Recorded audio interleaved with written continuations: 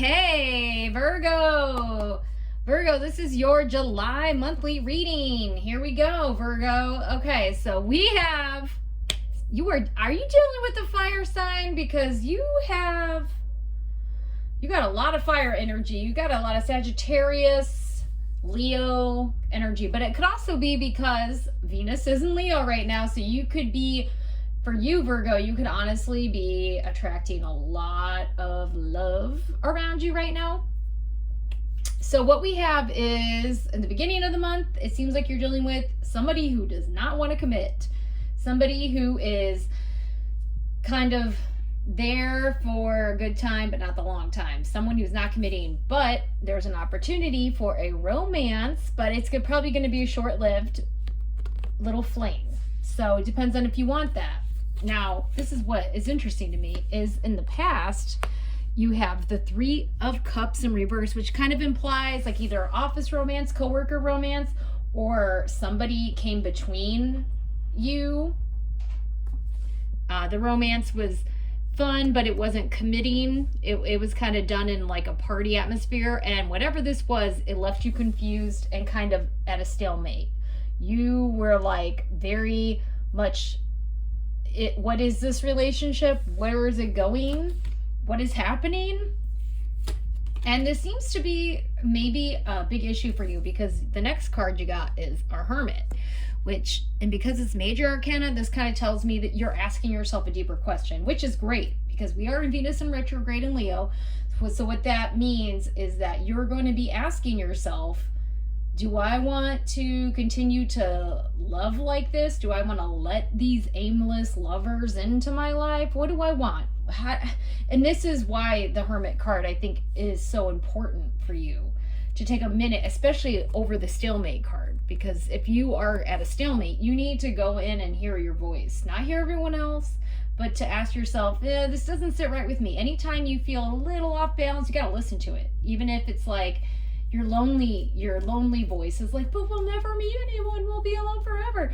Sometimes you got to listen to the voice that's like, yeah, but this offer isn't good. Because then you got the King of Cups in reverse, which is kind of saying to you, ask yourself, do you want to have immature, aimless people in your life? Emotionally immature people that aren't committal? Is this what you want? I don't think it is, because here you're out of balance, you're overburdened, you're overworked, you're afraid of overcommitment. You're afraid of overcommitment to the wrong thing. And yeah, a lot of people kind of around you are seeing you juggle all these different relationships, and they're seeing you do it all. And you are rightfully afraid of the scarcity mindset. You're rightfully nervous about dealing with the scarcity aspect of romance right now, especially because dating in current modern era is so confusing. But what you really want, and you can have, is the Four of Wands, which is a happy, harmonious house. However, you need to set the boundaries. You need to say, this is what I want, and how am I going to get it? Tell the universe, write down the universe exactly what you want. Like say, I want a partner who already has 2 kids because I don't want the pressure to have kids. I want them to have this job in this field. I want them to believe in God. I want them to, have some sort of religious practice or whatever. Write it all down. And that's what you want. But don't make yourself want things you don't really want. Like, don't be like, I want somebody who's an accountant and who, does this and that. Like, if you really want a firefighter, say you want it. Like, you don't lie to yourself about what you want. I used to do that, and that's how I got things I didn't want. Anyway, so 9 of Cups is your wish card. Your wish will come true. But you just kind of have to say what your wish is and be honest about it, because Venus is in retrograde, so it's like asking you to examine how you love and who you used to love. And remember, you're not who you used to date. Just because you dated some icky people doesn't mean that you are icky. It just means you've had some experiences. So let's ask the Soul card what you need to clarify for Virgo.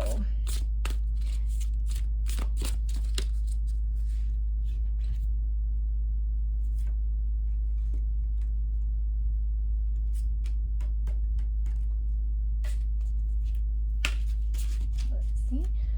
For Virgo.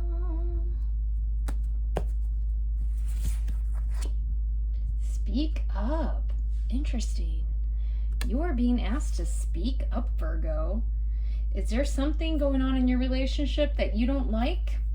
This reminds me of that Madonna song where she says, you know, don't go for second best, baby. Put your love to the test. You know, you got to make him express how he feels. Because that's, you know, that's the only way you're going to know. You know, it's basically about settling for less than we are because we're not respecting ourselves. So you got to express yourself. So yeah, speak up. Speak up about how you feel and what you want.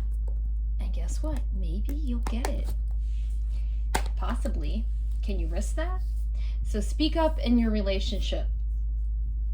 Don't settle for less and speak up. And this Venus in retrograde, you're being asked to speak up. Speak what you want to get what you want. Okay, Virgo? I think it's going to be a good Venus in retrograde for you. Okay. See you next month.